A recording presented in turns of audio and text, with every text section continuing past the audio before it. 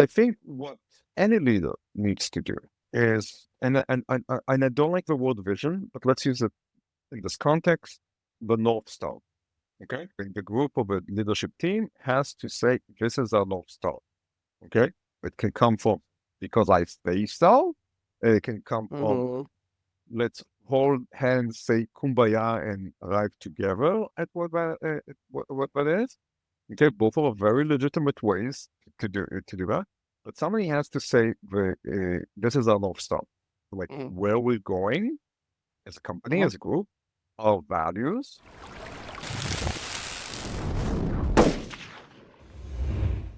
Hey, welcome to the Doctor's Den. Today I have the pleasure of having Haggai Klorman-Eraqi with me. He started his entrepreneurial career selling Coke out of his backpack as a kid at summer camp, learning early the power of captive audience, margins, and cash flow. Since then, he's been active across finance, oil and gas, technology transfer, and multiple startups. Now, as the CEO of Aggaeus Group, he develops his own ventures and helps partners scale theirs. His holdings include an AI agent development company, a telemedicine platform, and a growing portfolio of seed investments. He's a builder at heart and he thrives on turning ideas into thriving businesses. Haggai holds a degree in economics and a degree in law from Tel Aviv University, as well as an MBA and a master's in finance from Boston College. His crowning achievement, however, remains being declared D&D champion of Israel at the ripe age of 14. Haggai, it is such a pleasure to have you with me. Figure, all right, but I've never been so excited to meet a doctor before, ever. Not that kind of doctor. I have to say this. Haggai, the thing that piqued my interest more than anything in this, I want to talk about D&D at age 14. Can we start there? Of course, of course, of course, of course. Well, I'm a huge D&D fan. So tell me about what is it, first of all, what does it mean to be the D&D champion? So it's funny, but it's like in when I was playing D&D, it was before it was cool, right? And Mhm. definitely in Israel, it was like it's not like today being a nerd is a cool thing. This is the days that like it was pretty cool, right? And me and my friends played it religiously, and at the time it was distributed by Bug, which was what's the equivalent of it today? It was like the KSP, the Radio Yeah, Shack yeah, over yeah, there yeah, kind of thing. yeah. I remember it. I Yeah. remember. And they had a tournament. It was the first tournament in Israel. And I mean, to be frank, the rating and the judging was mostly based on any, strict criteria. But at the end of the event, they called me out to the stand and I was declared the Israeli champion of D&D. I don't think it was even advanced Dragon the Dragon. Advanced D&D. It was 2.0 or It was 3.5. like original one in Hebrew, and Oh wow. the prize was to be sent to Gen Con, which was in Wisconsin at the time, and I got What? and me and my father, because I was still a minor, flew to Gen Con. Where I also Wow. had won some sort of certificate for I don't know breathing and attending for breathing and For attending breathing. for attending some sort of like the game. It was a lot of it Okay. was tons of fun. I still Yeah. remember it fondly. And if you walk inside our apartment, there's two plaques that are clearly visible. One is a plaque for my army service for certain role Okay. I've done, and the other is the Gen Con certificate, one next to each other. That's phenomenal. And that's the story. Yeah, I love it. Yeah. That's phenomenal. Okay, so I totally align with the whole being the outsider who played D&D. That was me as well. I'm wondering, I'm just gonna dive into this. How have you seen D&D in your everyday life and your work? I'm not sure it did. I can tell you that it helped me. It helped me find my tribe at the time. I was always, I think, a relatively uh, pleasant kid that felt comfortable hitting all the different crowds and niches in the social ladder. There was something about finding people that are willing to, to sit around the table for hours and sometimes into the night and just playing with their imagination, letting that flow, which I think was wonderful. Interesting enough, if we're now on the D&D conversations, and I don't know how, you know, you know, okay, people who like this Go. Just will understand this. So very recently, in the last 2 months, me and a bunch of friends that used to play as kids has started playing again with one of our children. So it's wow. D&D the second generation, and we have met now for a fourth time this weekend, and we basically play an adventure. Our kids are in the 11, 10-year-olds. Each one brings a kid. We bring ourselves, and we do battle royale in D&D. That's phenomenal. Yeah. So, first of all, the fact that you're passing on to the next generation is very cool. No, I guess part of what I was asking is, you know, D&D has a tactical aspects to it, tactical or an attempt at some thinking, some tactical thinking, less strategic. There's some strategic thinking, but some tactical thinking. I'm wondering whether, looking back, playing D&D somehow gave you, to your mind, any, I don't know about an advantage, but the ability to see things through that lens, that tactical, strategic lens. Do you think that applied at all, or not so much? I don't think so. Or no, if so, not more than other aspects. If we have to sit on the psychologist's couch and try to go deep into things in the childhood that shaped the entrepreneurial mindset or the willingness to take pain, to pain in the entrepreneurial process. When I grew up dyslexic, and that I think has shaped my willingness to be a glutton for punishment a lot more than my D&D experience, or willingness to look things differently. Know that you have to do things differently. Nobody have to think differently. You have to approach things differently. And again, I don't think I'm a unique story at this point because not all dyslexic people and people with learning disabilities are entrepreneurs, but a lot of entrepreneurs and a lot of people who do a bit of crazy stuff seem to have some sort of learning disability. I don't think that's like, I don't know if learning disability is the right term, but like some sort of like dyslexia, HAD, whatever. Right. So I think that's, if we have to go to the depth of my childhood, that's probably a much bigger part than that. And I hadn't planned on going there unless you wanted to. You opened the door.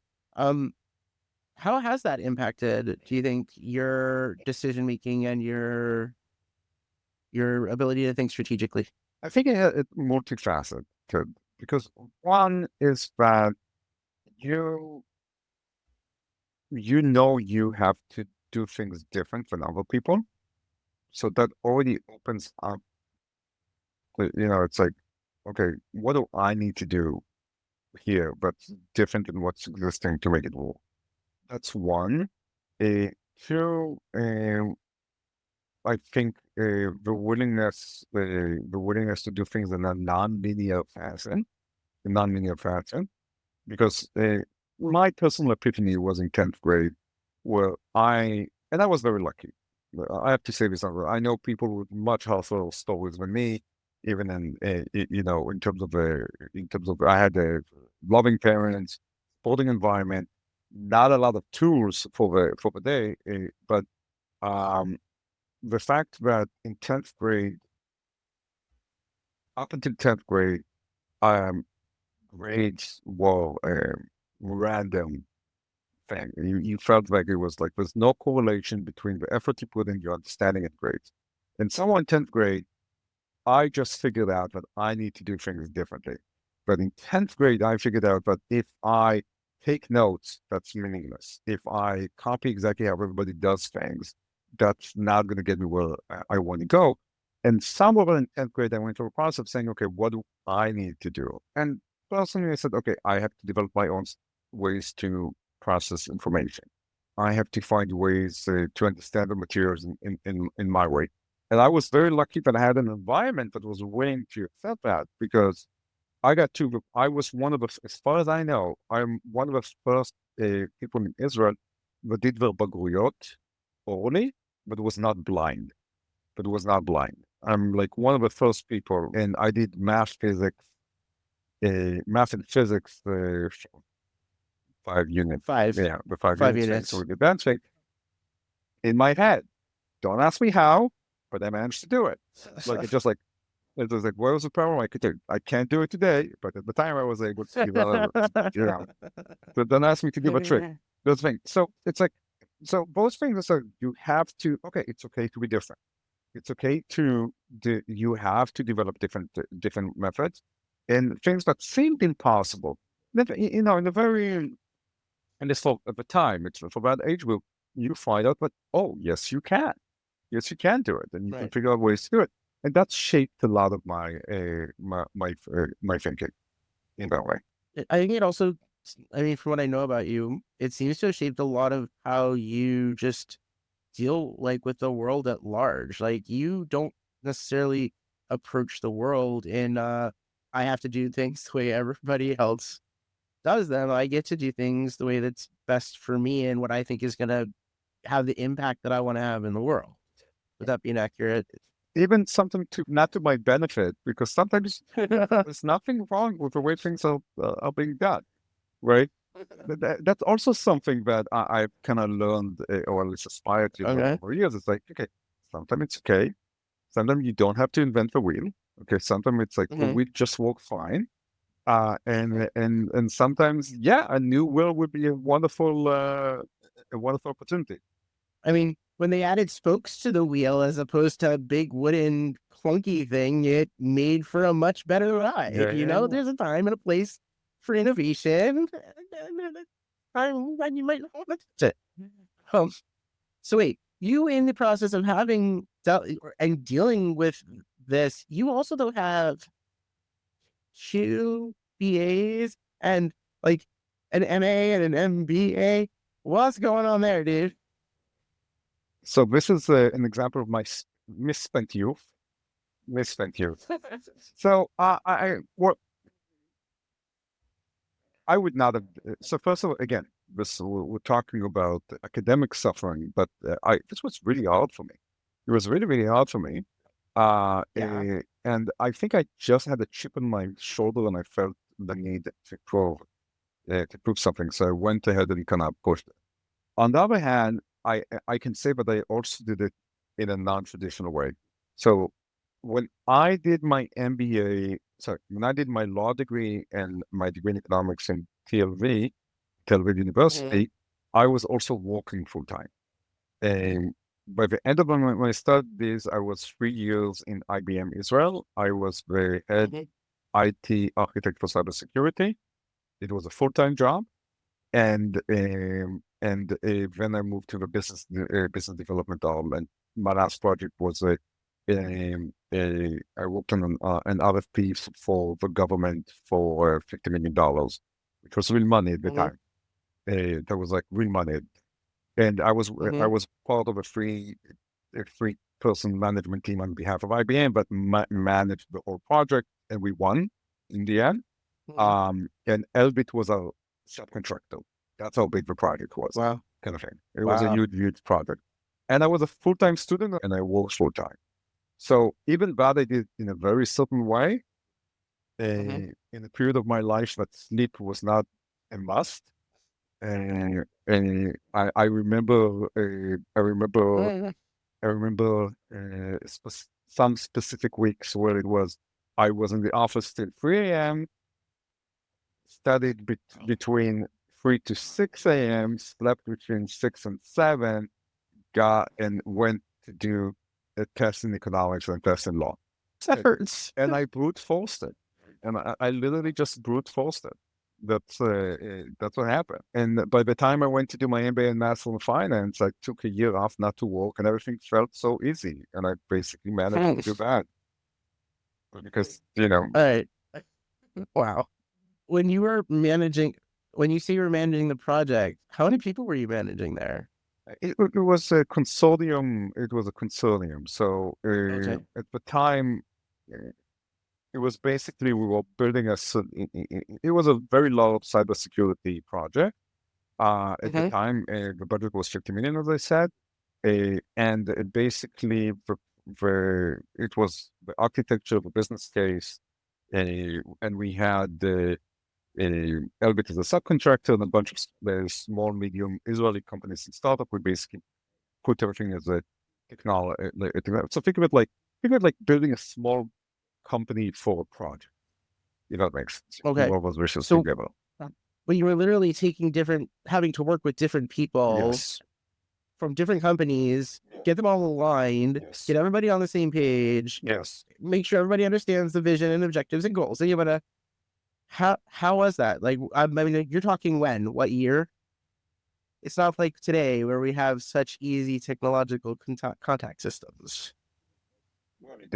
Metaphysically, so I'm talking in, what was it, 2007 to 2008? Yeah, that sounds All about right. right. That sounds Right. about So you right. guys were doing almost everything with like in person and email, Yeah, and that's how you did and things. saving Word documents with versions and making sure, trying to make sure you don't overwrite them. So, which happened a few times when you had to do everything again. Wow, back in the day. Yeah. I remember those times. Okay, so how was that? Like trying to run basically several different like align different companies. How did you do that? Hell, it's like, I don't know. It's like, it just was work. Like, it was just work. Look, here's the benefit, and I think people outside of Israel don't necessarily understand this. Okay. The army experience, I had the honor and the opportunity to be an officer in the army. And also at age 19, I had 50 subordinates for some strange reason. And I'm sure I made a lot of stupid mistakes and maybe even some smart mistakes on the process. But when you're at 19 and you're managing, and again, I was in the intelligence scope and it was like, You're managing yeah, I 50 was actually people. managing. Nobody was shooting at me. My life was safe, Right. and I put the digital pencils and some act pencils and what's Mm-hmm. no, but I had the opportunity to manage 50 people and age Mm-hmm. 19. So it just management does now become daunting Right. afterwards. Right. So that's really interesting. I think very few people realize just how much that experience, that military experience, even people who aren't in intelligence, people who are a platoon commander, a person Yeah, who's yeah, an office, company commander, they have 100 people underneath them, right? And they are responsible for all of them, and they're trying to lead them and manage them, and have to play that balance between leadership and management all day long. yeah. And they do that at age 19, 20, 21,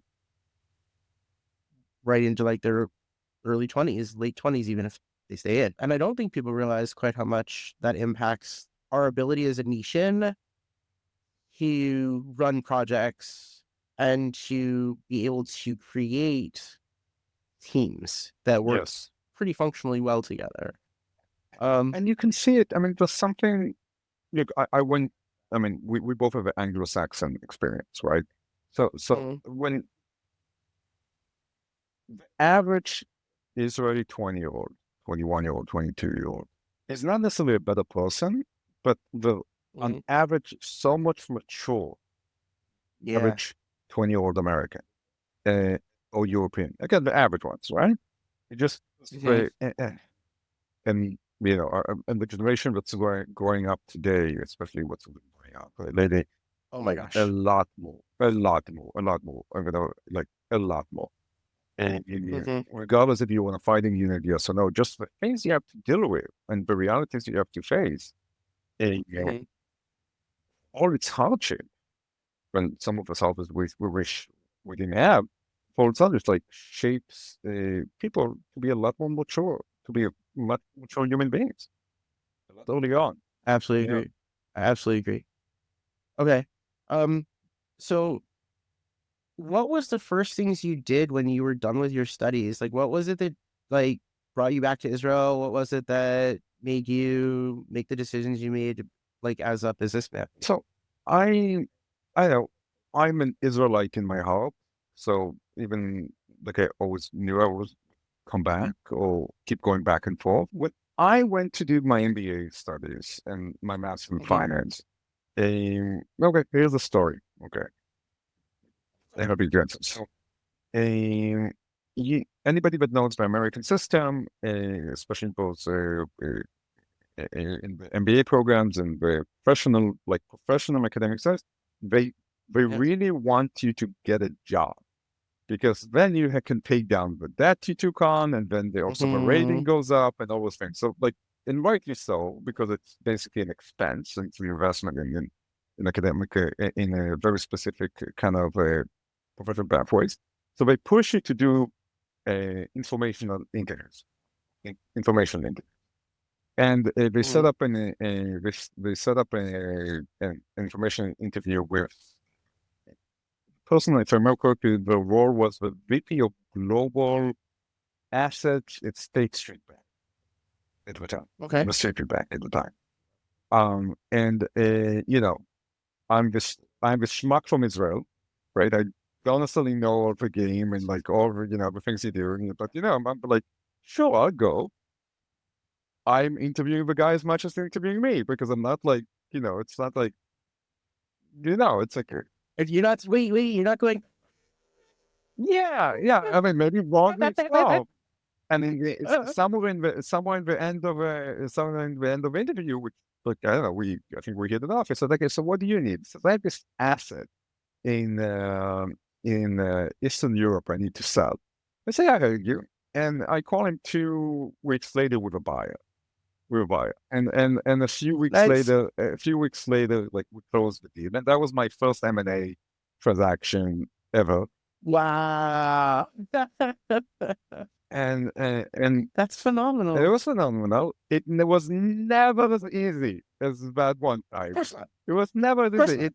not. But it gave me the illusion that I went, I'm not going for a job. I'm like, forget all the money I invested in my MBA. I can do it by myself. And uh, and I went basically head deep, Yeah. jumping into the deep waters, whatever metaphor you want to think of.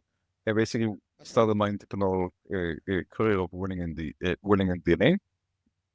And at the time, I did a lot of entrepreneurial finance, which is a fancy way of saying investment banking kind of work, just with not Okay. working in an per se institution.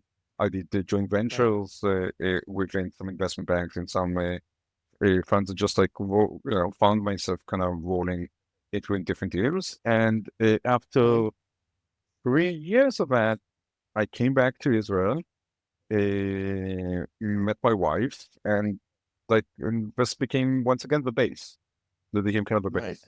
If you had to look back over the last, I mean, you were saying 2007, so you're probably talking 2013 when you're done with all of this, and you're back Yeah. somewhere in the 10. So over the last 10, 15 years, if you had to look back over those 10, 15 years, what would you say is one of like your most like the best strategic successes where you actually had that forethought, vision, something you wanted to create in this world, or saw something that other people didn't see and were able to sort of get that process to where you wanted it? Tell you something that I'm very proud of. It's not necessarily the most flashy or the Fun. biggest thing we've done. Um, but I care more about your things that you feel like are a success. To be very honest. so it's actually like it's also success mixed with failure. Me and my wife founded the company. We founded the company. We had big name investors, and Okay. we ran this company. The technology did not go anywhere. We did develop business. We did develop a business, Hmm. um, and the core business became influencer marketing, strategic influencer marketing.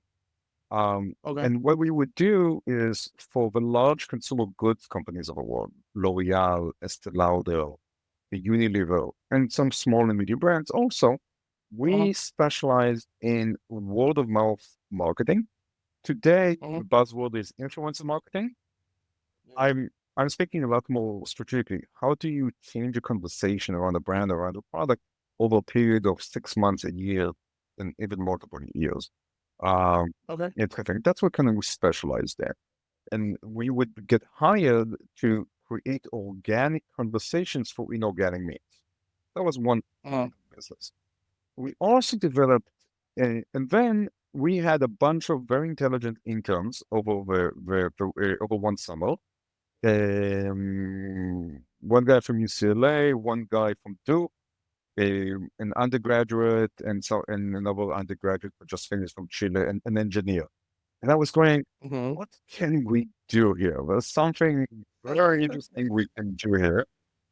And basically, a lot of thanks to them, we created a BI unit, which we basically Wow. developed a bunch of models, but we looked at publicly available conversations, and we could map insights and even sometimes trends around consumer goods. Because the thing is, as we know, a lot of things have an expression in the public sphere. People post about it in the Yeah. libraries and so on. So we would Yeah. gather a lot of data points and use the metadata to build the predictions.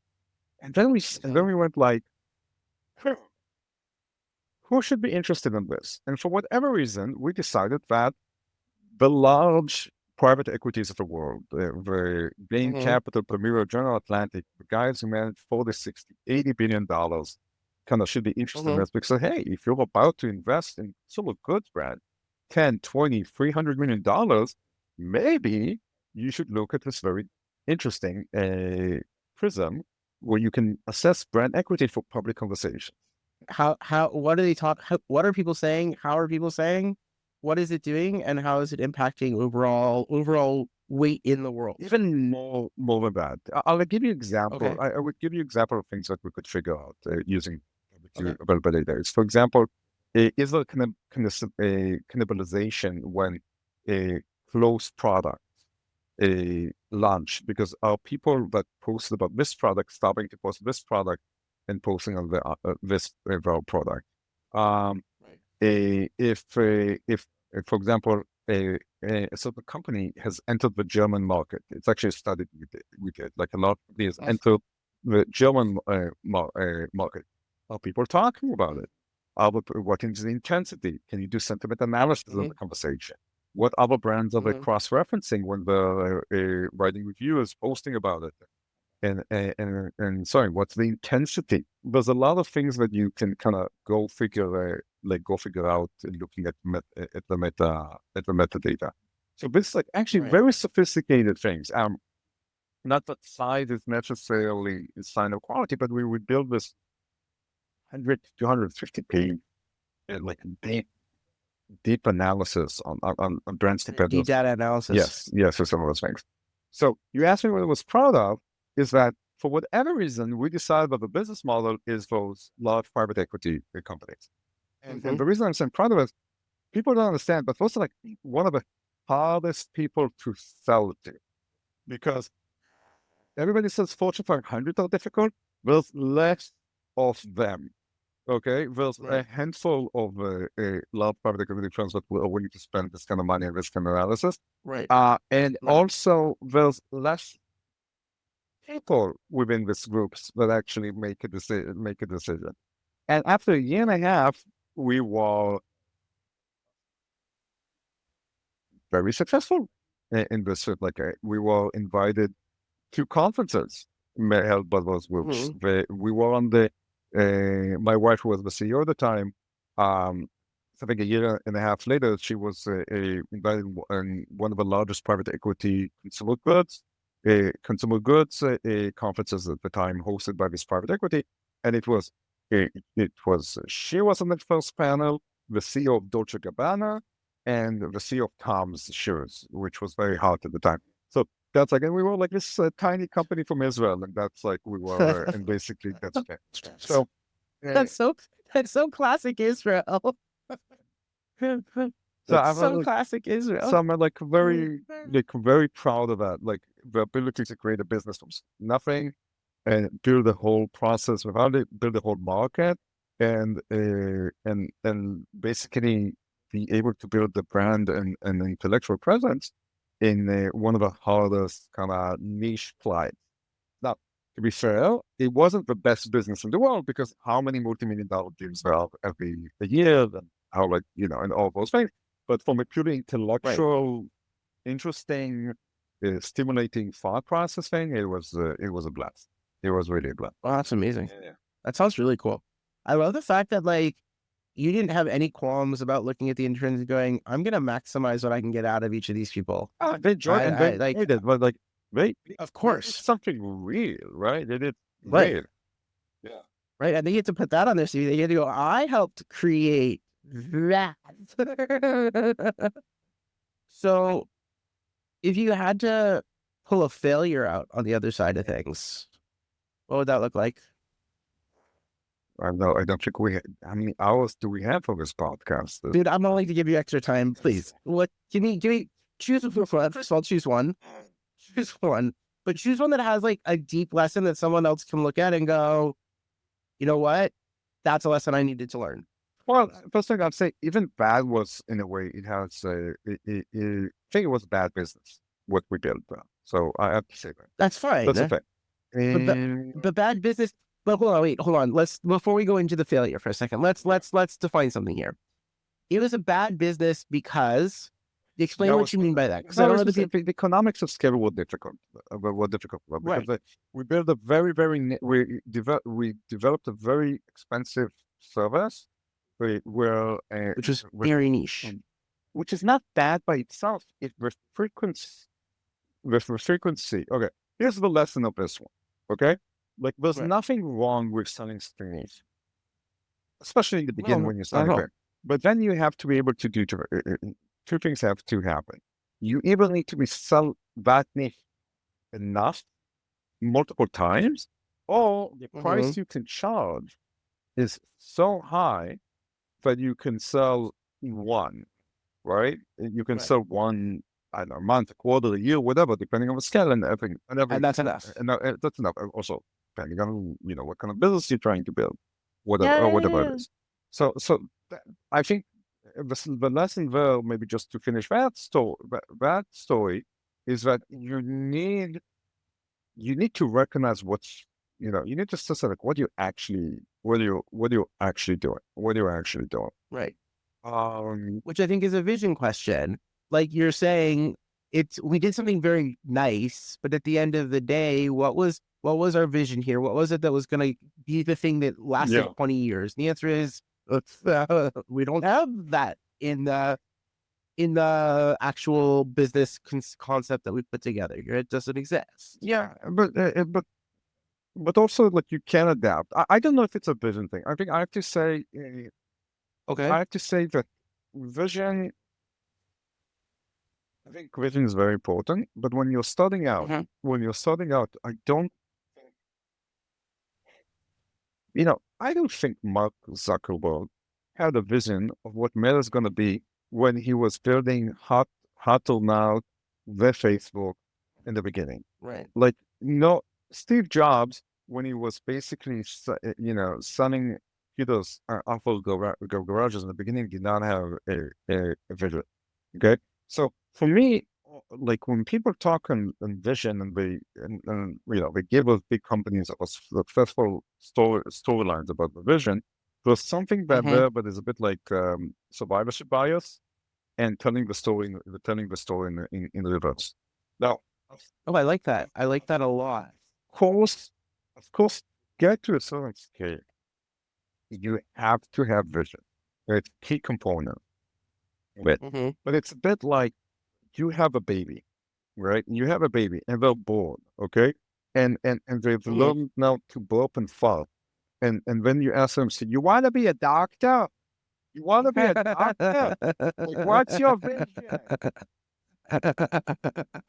I love it. That's such a great example. Dude, that's a phenomenal example. It's those people who focus on vision too early, and then there's those people who focus on vision too late. In their of course, with exceptions, right? Of course, with exceptions. Of course. And sometimes the things again, Tony's chocolate. Are you familiar with Tony's chocolate? Oh yeah. Oh yes. That dangerous topic. Okay. So I've recently rediscovered Tony's chocolate. Okay. I Ooh, rediscovered okay. chocolate to the detriment of my waistline. But they clearly, and again, as far as I know, like in the core, they had a vision about ethical chocolate. Okay. Like they Mm, had something that was mm-hmm, visionary, but drove them. But that's Tom's shoes, which by the way became a client of ours at the time. mm-hmm, They had a clear vision of for every shoe sold, they're giving away a mm-hmm, pair. Okay, there mm-hmm. are exceptions to that rule. I mean, is that the whole vision? No, but there's a visionary thing from day one, Right, and if you right. have it, that's wonderful. If you have it, that's wonderful. But most of us entrepreneur schmucks have to our balls have to drop first before we can get to vision. Like we need to hit puberty, okay? Or Right. we need to Yeah, hit yeah. puberty Yeah. when we start doing the visions, and suddenly you're just figuring things out. And it's wonderful if you get to the point, but later you can say, "Oh, of course I know it. It all makes sense in retrospect." Things like that.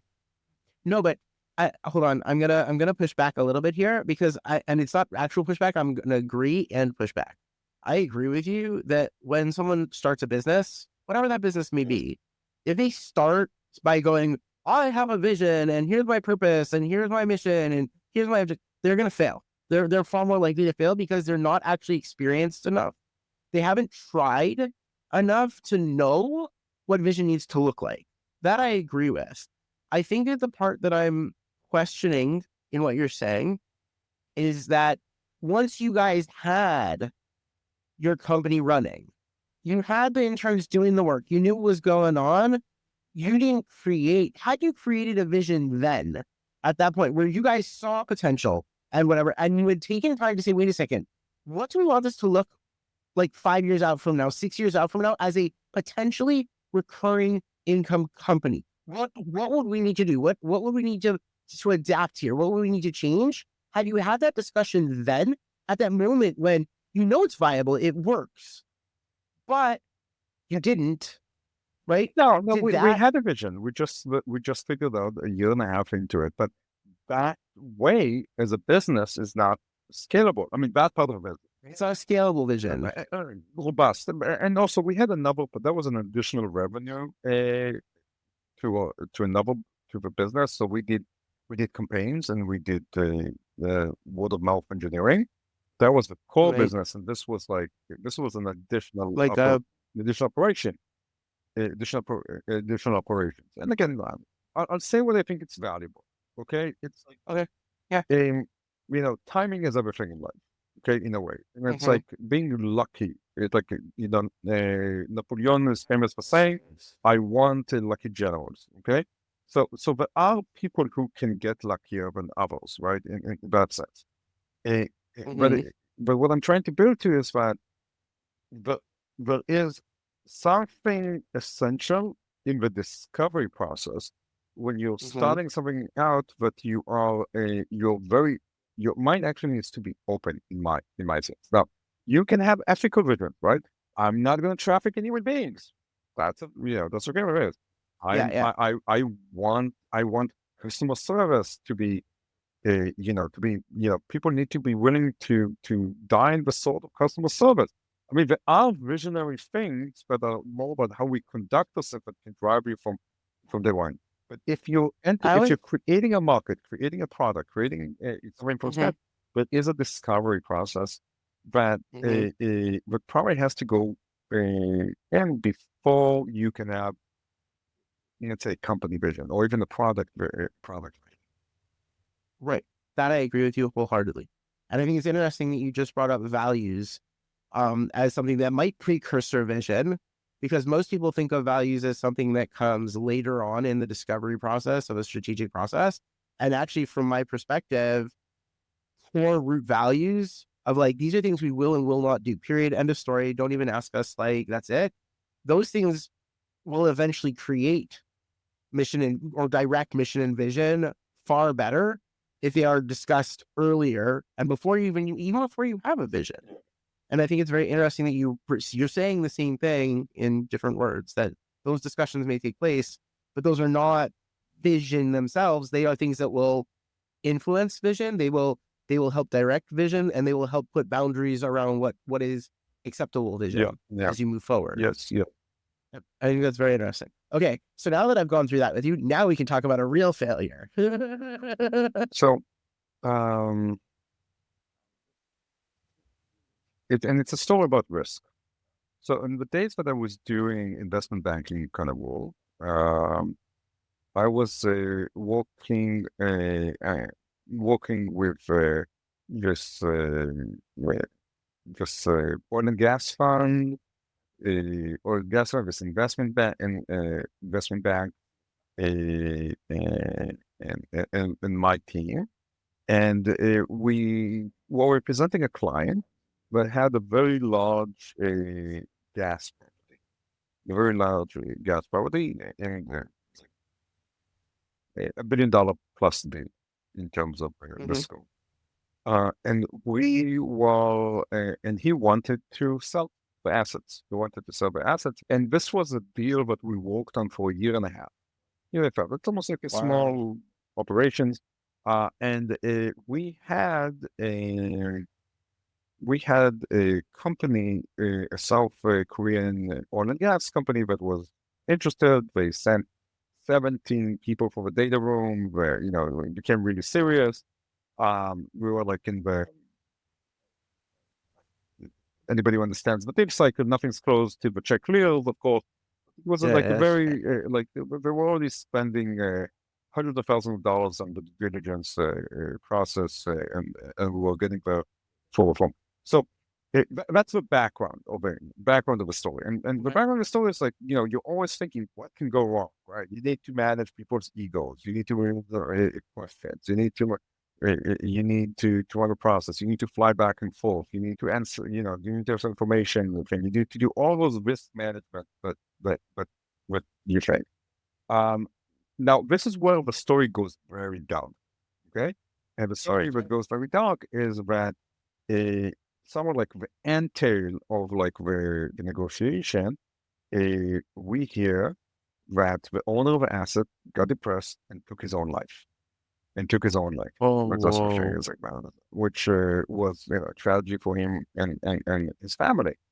And well, and not to take anything away from the human tragedy of the human tragedy of that, it really changed risk management for me, because it's like, and was this famous thing about those unknowns and the unknown unknowns in terms of the known knowns, the known unknowns, the unknown and so else, and to me it's like there are risks that you just don't think about, okay, unless you experienced it, okay, because it's like, you'll think about it. And I didn't lose my life, I lost money, right? That's okay, right? It's okay. It's a things of that. But since then, I always kind of think about. It's not, can I predict over risk? You try to think about those things. You can do the pre-mortem, you can do the post-mortem, you can go along with those things. But I think what's the most important thing is to be able to, for you as an entrepreneur, as a business person, to be to know that at some point you're going to get punched in the gut from an invisible hand, but you're not going to know where it's going to come from. And there's nothing you can do except to take it and adapt. And it says nothing about you as a person. It says nothing about all the effort you put in. And even if you did, quote unquote, everything right, every once in a while in life there's going to be a 9/11, an October 7, or something just even personally, personally that is affecting you, but is a tragedy that even is bigger than what you're experiencing. But you're just going to have to figure that out. So I think it's really interesting because the idea that you're talking about is brought up by Svi Lanil in his work about fundamental surprise versus situational surprise. And that's and he talks about the reality. Oh, it's wonderful. It's a great. Okay. So what he basically says is we live in a world where there's the reality mindset gap, where what we believe and what reality is has a slight difference to it. And as we move forward, right, there might be these situational surprises that happen along the way. But some of those situational surprises are actually signals that what's going on is actually this. Our mindset is here and reality is going like this to us. And what happens is there's this point where reality goes boom. And what's changed is you're no longer dealing with situational surprise. You're dealing with a fundamental surprise. And you don't have to play catch up when your mindset has to readapt to that new reality and adjust to it. Right. And very often, if you think about when that happens, it falls somewhere between the unknown knowns, the things you don't even know, right? Which is the Pearl Harbor effect. They had the data. They just didn't know how to interpret it properly, but they knew they had stuff that they could have used. And the real unknown unknowns, the things that you just don't know, right? And what happens is that when you're talking about this, like, you don't know that someone's depressed if they aren't actively letting you know. And then, oh my goodness, look, my mindset of everything is great and we're doing wonderfully. And if you thought back, could you have said, wow, I, I kind of knew he was depressed. No, Maybe, not even. Not right? even. Maybe, He was about to right? sell it. Even, He was about to sell something about $1 billion, right? You usually don't. right. And even Yeah. if he was depressed, that doesn't mean he's necessarily going to do something drastic, Yeah. right? But that idea of how surprise works, I think, is a fundamental thing that most people don't learn until they learn it on their own skin. And I think that's something, and I'll take what you said and I'll tie it back to the entrepreneurial process. I think it's a lot, and again, I think that anybody that's doing something in the entrepreneurial or entrepreneurial, what you're describing, that distance thing between perception and reality and The mindset, the yeah, mindset reality gap. gap becomes much more important, and for two reasons. One is if you don't adapt, you're gonna die. I mean, not just like the company. It's like the adapt or die metaphor. It's so important. The second thing, and I'll give, and again, if I'm a junior manager in a big company, okay, unless and something explodes in my company's face, I might never feel it. I might never feel it because I have enough layers of protection. So unless somebody made the decision to cut my whole department or something like that, I have so many barriers between me and actual reality. That's why organization politics can be detached from reality and all those things, because it's like the bigger the company, the more layers there are, all those things. The reality is much more detached. But if you're an entrepreneur, regardless of the size, when reality shifts, like you described, you got to shift. You have to shift, or it blows up in your face a lot more stringently, much more violently. Yeah. Right. I think that's super interesting. Okay. So looking at those two ideas, and I think that what's interesting is that in both of them, you're sort of talking about what is the role of leadership as you move through the entrepreneurial process, right? Because it's not so much, because you still have responsibility to people. There are people who work for you, unless you're a solopreneur, and even solopreneurs, many of them have some people who are working with them or for them. But entrepreneurs, you still have people who are working for you. So the amount of responsibility you have still exists, that responsibility exists. So if we look at leadership in that way, I see leadership as guiding that strategic process. And I'm curious if you could maybe bring some thoughts to what is it like to have that adaptation as inherent to the process that you want to drive. Does that make sense what I just asked? Yes. I think so. I'll attempt to answer it, and you can tell me if I'm doing a good job. Yes. I think there's many ways to be a leader. Okay. For what I said, right? There's a lot of styles of leadership, right? You can be an asshole leader, and people can, Steve Jobs. people worshipped him. And as far as from what you read and what you read and all that, he was an asshole. Okay, but a very successful asshole leader. Okay, very successful. Almost in every metric, right? You can also be, loving-dovey, caring, sensitive, whatever. Okay, but I think what any leader needs to do, right, is, and I don't like the word vision, but let's use it in this context, the North Star. Okay, the leadership, be it the Okay. individual or the individual, the group or the leadership team has to say, this is our North Star. Okay, it can come from because I say so. It can come from Mhm. let's hold hands, say kumbaya, and arrive together at what that is. Okay, both are very legitimate ways to do that. But somebody has to say this is our North Star. This is our North Star, like Mhm. where we're going as a company, Mhm. as a group, our values. Okay, implied Mhm.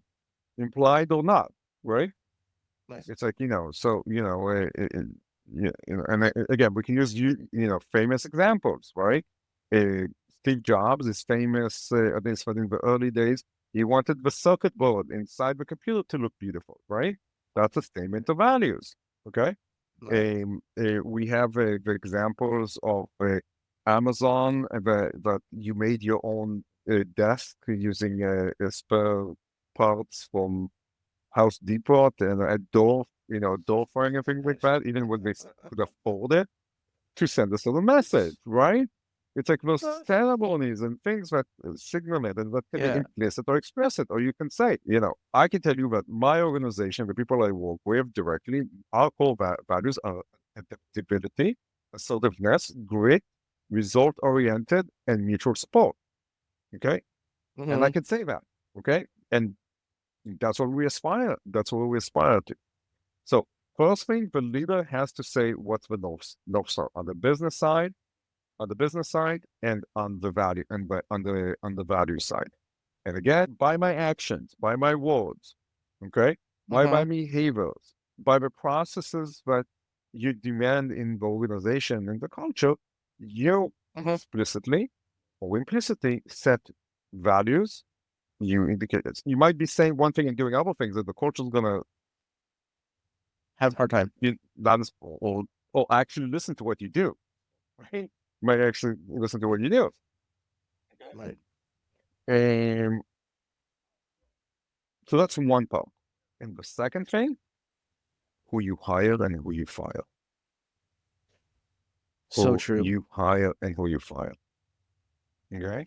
And and Okay. and those two things are more or less the only true levels that leadership has, in my opinion. Okay? So I want to get into the hire and fire with you just for a second. Like one of the things that I do when I work with a company, I have them create a virtues, values, and behaviors board that they will use for their hiring process. And then they will use as part of their judging that person every 2 weeks when they're having a sit down. They will use it as a way to talk about things outside of productivity. How are you as a teammate? How are you as a follower? How are you in terms of your trust quotient? How are you in terms of our core team values? Not even the organizational values, but each team writes their own values and has their own behaviors and values and virtues and attributes that they expect from their people. Now, on the one hand, people will say, "Oh, you're creating echo chambers," and I'm like, "No," because what will happen is if it gets wonky, the values themselves will start pulling in on the right, like pulling out of the wonk. What it seems like you're saying is that leadership, right, is taking that process of creating that and then taking that North Star and going, you guys have to work together. Here we go.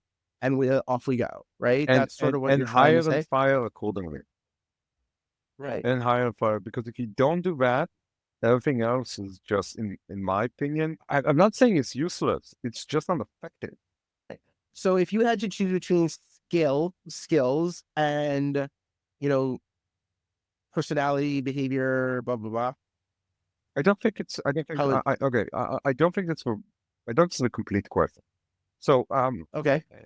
again, okay. Are you familiar with? I totally accept that, by the way, because it's not a complete I don't think it's a question. good question, but I'll give you a complete answer to your incomplete question. Just Go for it. so it's something that was articulated to me. Are you familiar with EOS? Yes, I know it is. Yes. Okay, so Yeah. there's one thing that really spoke to me when I read the Traction book, Yeah. but that goes for years, is the term right person, right seat. Because Yeah. kind of knew that, but until Yeah. it's articulated, it was beautiful 2 sentences. It didn't quite click in my head. So, to the Right. audience that's not familiar, the concept is that the right person is that the person as an individual, the values they represent, the behavior that you expect with them, whatever that, if the human quality of them, it's the right Mm-hmm. person. And Mm-hmm. the right seat, meaning the skill sets what you were talking about, Exactly. match Yeah. what we're sitting into. And not just give 2 extreme examples, but almost but kind of amplify it. So he's an amazing salesperson, but he's an asshole and nobody wants to work with him. And you're a company that sells no assholes, right? By the way, which now, if you are a hard-hitting, take no prisoners culture, he might be the right person, right thing, right? He might be the right person, right thing. But if you say, Mm-hmm. I am mutual support, I am inclusive, I am one for all and all for one kind of thing. Team That's oriented. things Yeah. like Blah, that. blah, And blah, it blah, yeah. happens that creates a very big. That's a horrible situation. The other extreme, he's the most, he's the loveliest person, charming. He was here from day one. He works the weekends. Ta-da-da. Everybody loves him. He's everybody's uncle. Or whatever. Truly lovable person, loyal, hardworking, all of it. But the Mhm. role has grown beyond those skills. Yep. And we're Yeah. just not delivering. So those are like 2 examples. Like one is the right person, wrong seat, and the other is the right seat, the wrong person. And Yeah. and that's my answer to your question. They both matter. If I'm currently in my business, I do a lot of basically mini startups, so a lot of mini kind of projects from scratch. Okay. And if Mm-hmm. I am low on budget, okay, if I'm low on budget, okay, I have no budget, and I need to Mm-hmm. hire hire not for experience, but not for experience. I prefer people that have all the attitude and the ability to learn and kind of see Mm-hmm. them grow than the other way around. So that's both a principal answer and a practical answer, right? Right. I think it's really interesting because, like, I think that I'm like we've been talking kind of theoretical with all the examples. We've been talking somewhat theoretical on this one, but I do think that when you get down to it, things like environment urgency, how impactful you need this person to be, how quickly you need them to be impactful, right? Well, and how much money you have, like what kind of yeah, resources can you all bring to those bear in order. considerations. Yeah, All yeah. these things will impact that balance between the right person, right seat. And, I might have someone who's going to be phenomenal in the seat. Nobody's going to like them, but I just need him to come in and get this done. And I know that I might even hire knowing that it's going to rock the boat a little bit. And if I let everybody know that we're going to be going through a sort of rough patch while we work this out, but it's with purpose, it kind of makes it easier. But I would always prefer the person who's not quite as skilled. Like when I've hired, and also when I've had people who I work with hire, I would prefer they look for less skill, more learning. The more likable, more human person, as it were, who can definitely learn what they need to learn to Yeah. be in the seat properly. Yes. Because, But but it's not. then that might actually be the right person, right seat, because you said the definition of the role, my definition is learning, and the definition for my culture is learning. Then everybody's happy on all fronts. Correct. Right. We hope. I mean, that's what we hope. But it's also a function of what have you created. But I think it's like going to Peter Drucker's. What gets measured gets managed. Matter. I really Mm-hmm. believe in this thing. And Mm-hmm. throughout the years, I I hit myself over the head again and again with a sentence. Now, it's like, because that sentence is very, very powerful because there's actually two sides to it. One is the obvious one. If I'm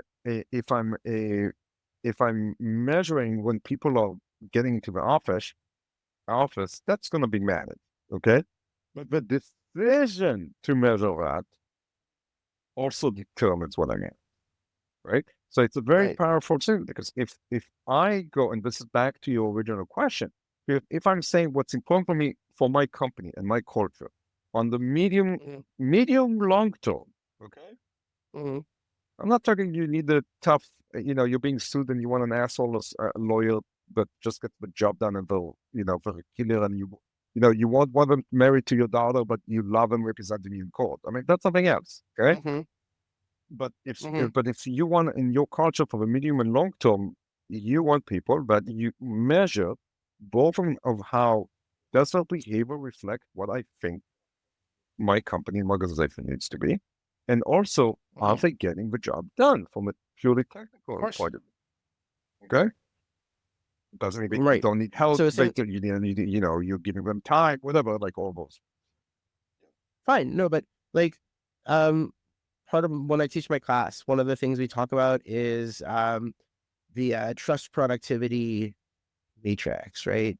Where at the very bottom right, where it's like no trust, no productivity, that's the person that turns into the bad apple if they stay there too long because they haven't grown at all, right? But you got those people who, when they grow, if they only grow in their productivity and they haven't worked to build trust, they can become very destructive, right? Um, Simon Sinek calls them the asshole. Like that's how he describes that person. And then you got those people who are more trust oriented. They've grown enough so that they're productive. They're in the right seat, but they're more the helping hand. And obviously you want people to get up into that top right quadrant of like strategic partner and co-creator and strategic followership. But I think that what you're saying is in I think we're talking about all these things through different prisms. They're all part of the same general facets of the same gem, as it were, which is when we look at hiring and firing, when we look at how we place people in our organization, when we consider what it means to create a North Star, we also have to consider who are the people who are going to help us, who are going to be the people who make that North Star real, and what do they look like? What does that gem look like? And what are the different facets of it? Yes. From all the different angles that you've given. And I think that that's really beautiful. I think that's super important to think about. Because I don't think most people do, especially when they're scaling. They might do it when they've had enough experience. I think people who in the second, third, fourth, fifth company, you would see different behaviors. You would Right. just But when they're in their first or yeah. second, they're not there. Yeah, They're but just not there. I don't believe it. I don't. I'm not, this is not a Really. blame No, situation. no, no, If no. anything, I'm What I'm saying is it's hoping very just, understandable, right? yeah, 100%. It's anybody who went through a growth period in the company, and that's also very overwhelming. That's also very overwhelming, and Mm-hmm, it's also very dangerous. A growth mm-hmm. can become a cancer if not managed correctly. That's a fact. Yeah, it's got huge pitfalls to it. But yet, its problems of growth are usually more pleasant than problems of decline, Yeah, stagnation stagnation or sucks. decline. Yeah. So stagnation or decline Yeah. sucks. All right. I have two last questions for us to talk about. Relatively short. One of them has to do with a totally different realm, and I'm gonna just take us there, which is you are very, very supportive of the people who are actively supporting Israel right now.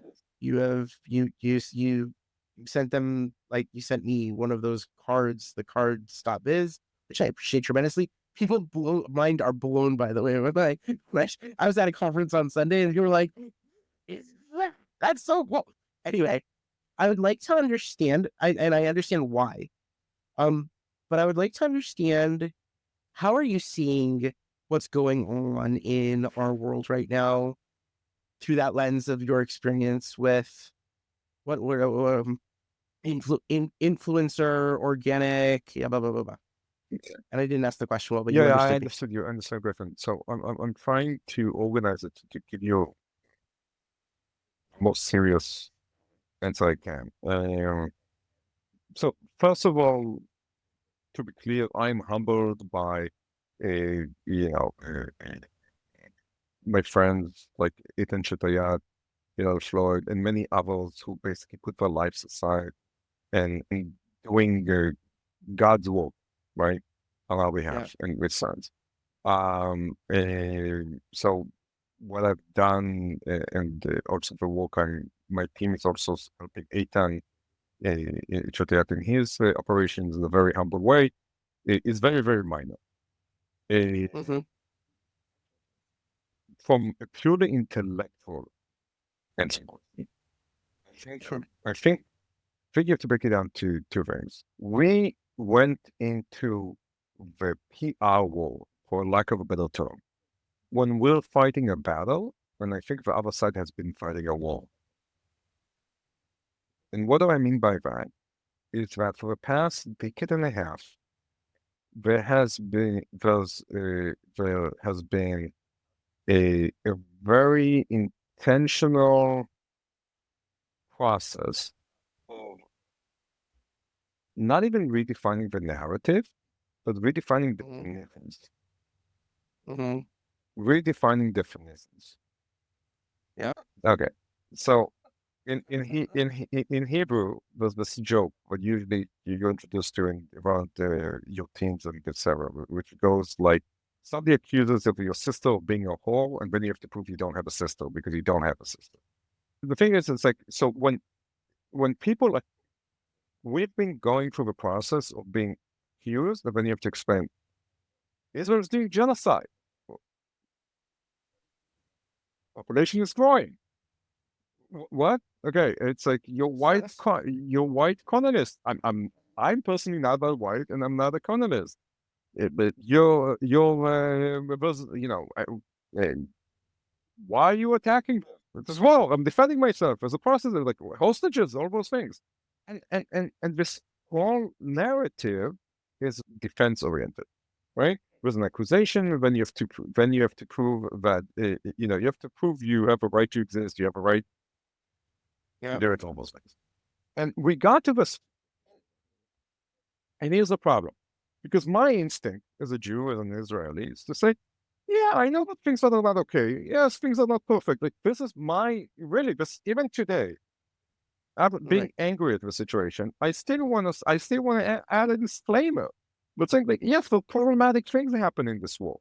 Okay, but things I'm not totally agree with. But our willingness to be self-critical, which is makes Mm-hmm. us, I think, better human beings. Okay, I really think Yeah. it makes us better human beings. It makes the PR war difficult. PR war Very difficult, hard. very difficult, because the baseline of the people that dislike us, okay, Mm. is wait a second, but I read, I hear, I I see see. I this. I all of that. that on my social media and so on. And this narrative is being supported by people who hate us Mhm.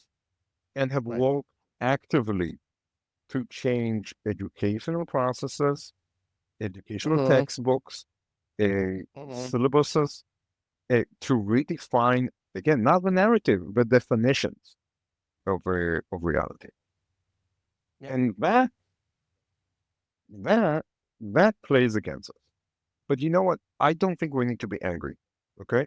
I think we need to do our Mm-hmm. job.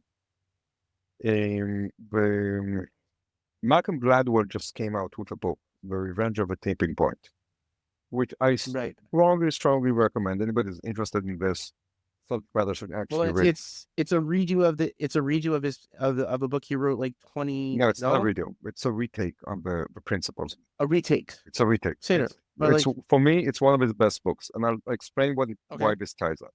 There's two things that Okay. anybody wants to understand this, in my view, needs to read that book. One, it's a surprisingly Jewish book. Okay, it's a lot of Jewish, just a surprisingly very Jewish book. And one of the things that Mm. points out that it took decades after the Holocaust till it was called the Holocaust, till it was actually taught in school in the United States history lessons that the Holocaust happened. It took decades. And I don't want to ruin the book because like he tells the story much better than me.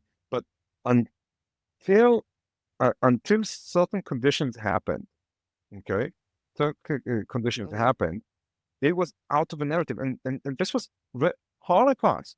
It's almost it's very difficult to think, but in the 1960s, in the early 1960s, you would open a history book about World War II, and the Holocaust wouldn't be mentioned. Won't be mentioned. Okay, and if we don't do our job, It's not going. it's not Things going are to not going to happen. get put in the history books. Right. Things are not going to get put in It's the another history thing. books. So it's like, I feel a lot of the conversation is look at those bad people. A lot of the conversation is look at those horrible people. Look at how dare they? How could they? Because we're all right. We feel Right. the pain, the destruction. We can't imagine what's the difference. But if you look at history, not it has happened to the Jews before. It has happened to also other human Yep. tragedies. And you know what? It doesn't matter. It's our job to do a better job at this. Okay? Is to do a better job at this. And some of the things is already being done. Okay. Some of those things is to be in the trenches, like on the levels of what's in the curriculum in top universities. Okay. Mhm. What's in the curriculum of top universities? What gets approved? What's the definition? What's being driven in K-12 education in the United States? And then and then after that Europe and other. Canada and Europe and Yes, blah blah blah. and it's frustrating, it's maddening, it's insulting to say, but so what? We're the minority. The minority has to work harder. And we're like the minority here. Like when you get down to numbers, it's really crazy. Yeah, but again, it doesn't matter. But that's what it really means to be a minority. It's that you have to work harder. You don't have the power of sheer numbers. You have the power of grit, will, hard work. Okay, being stubborn, being chutzpah, everything. Make the whole list. Okay, go for it. It doesn't matter. I love it. You have to do it. I think you're right. Now, Okay. tactically, there are things that we can do, right, in social media and so on. But I think go beyond the current things that are being done of just putting content there. I mean, let me tell you how we were used to run word of mouth campaigns for multi-billion-dollar brands. Okay. Yeah. But every brand has a core audience, and it has pockets of audiences that kind of are like 10%, 5%, 20% Yeah. core audiences. Yeah. And if you wanted to break, of course, you need to engage your core audience. That's goes without saying. But if you want to give a word of mouth, if you want to break out, if you want to change narratives, you then have you identify a sub audience that's not your core audience.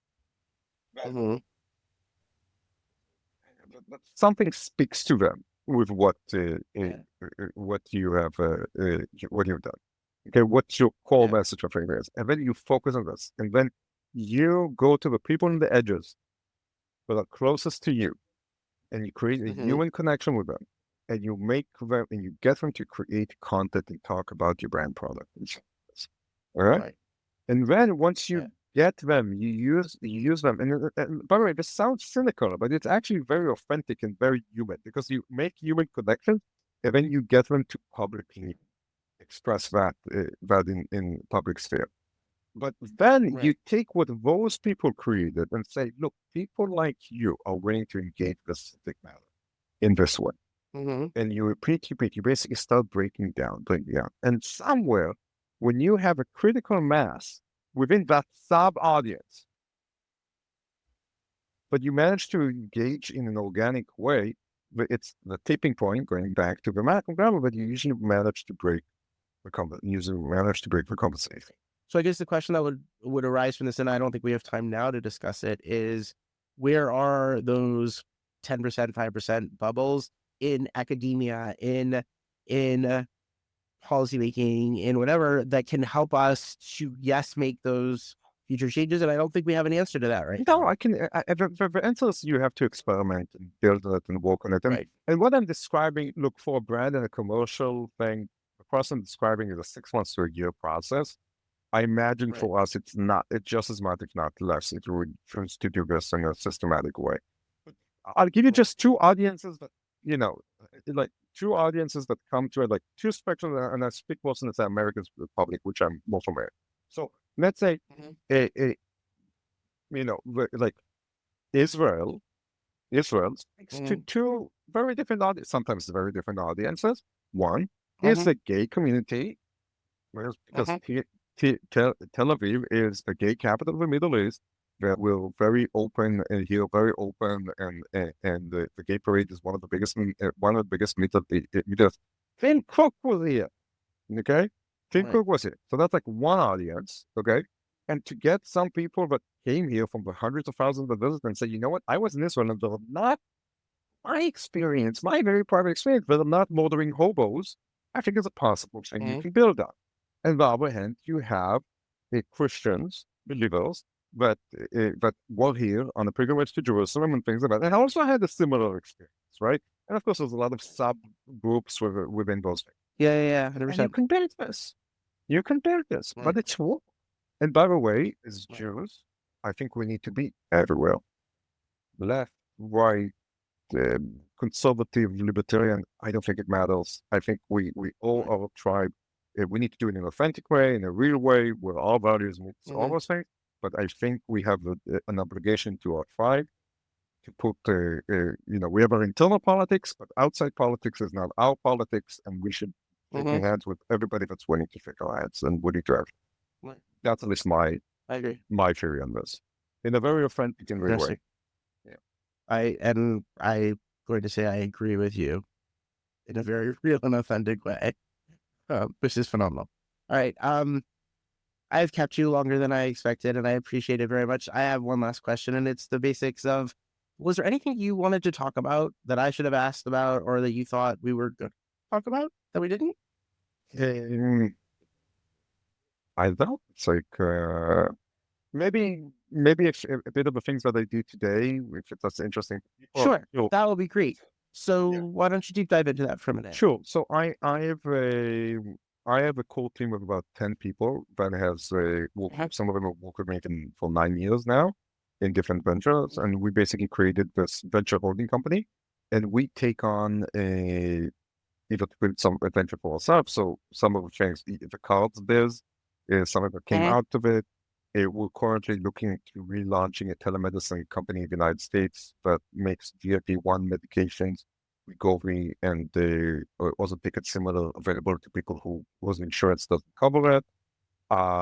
We also launched with partners an AI agent development company to optimize complex workflows in organizations. And usually our model is like we have operations, marketing, entrepreneurship, and we usually partner with the domain expertise in the subject matter. And also from time to time, we do things, not exactly consulting, but more like a joint ventures, helping out usually people we like on a personal basis. And it's like not a full partnership, but we'll be behind the scenes helping the operations and the back end. And that's what's keeping me busy. What's keeping me busy nowadays. So if you had to describe the North Star of your group, does it have one? I have core values, but what we look at, but in terms of business, we look for good partners and subject matters that we can add value to. That's really cool. That's really, really neat. All right. If somebody wanted to get in touch with you, how would they do LinkedIn. that? The best way is to find me on LinkedIn. I usually check my messages on, once at least once every 3 days. It's the best ways to get Okay. with me. You can DM me, and happy to have a conversation. Very cool. Haggai, thank you. This was Thank you. phenomenal. Thank you.